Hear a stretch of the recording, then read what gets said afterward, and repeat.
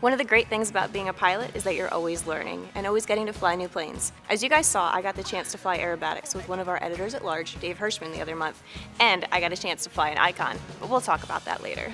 One of our fellow pilots here at AOPA, Jirka, got the chance to retrain on seaplanes recently after a brief time away.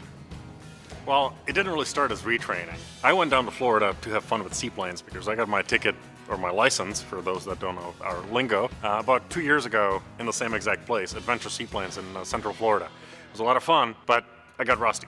After a couple of years, I flew the Icon, thank you Icon, once, maybe twice, and got to fly in the Quest Kodiak for about an hour or two, thank you Quest. But I got really rusty, so figured I would go back to Florida and have a little fun in a seaplane, and this time in a bigger one. We did what my instructor Brian from Adventure Seaplane says was advanced seaplane training, which really was starting with a couple hours of him yelling at me about all the things I forgot, or I'm doing wrong, or I forgot and I'm doing wrong. But, you know, it's a new airplane. It was a Cessna 185, a huge beast, on amphibs, absolutely loved it. We had a lot of fun kind of relearning a few things before we got to really cool stuff. The cool stuff was, you know, everything from chasing alligators to running up and down rivers and narrow corridors that really didn't seem like the airplane would fit, but it did.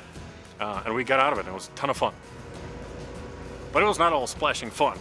I had a little hard time with some of the new things about the airplane.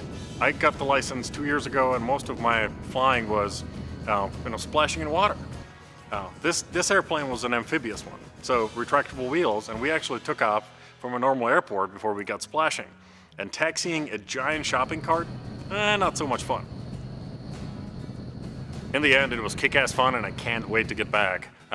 I gotta save a couple of pennies because it's not cheap, as we all know, but it was so much fun.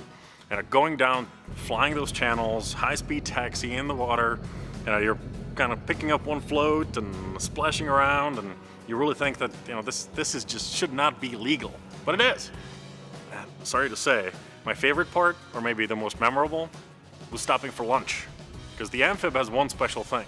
We could land on on water, get the wheels out in the water, taxi up, park next to a couple cars that just dropped off boats, and walk over to lunch, and then taxi right back out in the water and go splashing again. I mean, that's as badass as it gets, and it's legal.